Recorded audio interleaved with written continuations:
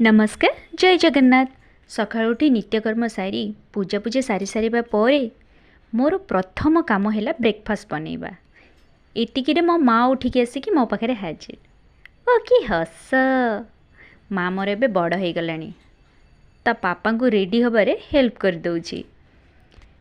Ready हो सारिबा परे ता पापा बाहरी पड़िले ऑफिस झियो को बाय करिके। किंतु झियो मोर सेमती चाहिकी रहिची काले पापा रिटर्न आसीबे। किंतु झरका पाखे आसी गाड़ी उपरे पापा को देखी सारिबा परे ना से बुझी जाए पापा ऑफिस बाहरी गले। एबे पुणी संध्या बेले जाई देखा हबो। तापरे मो मार सब काम सारी सारी ताको सोई सारिबा परे मु बाहरी पड़िली अरुआ थालीटे बनैबा पई।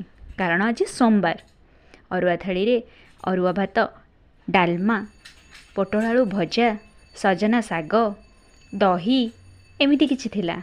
सजना सागटा काहाको पसंद कमेंट निश्चय जणाइबे। जय जगन्नाथ।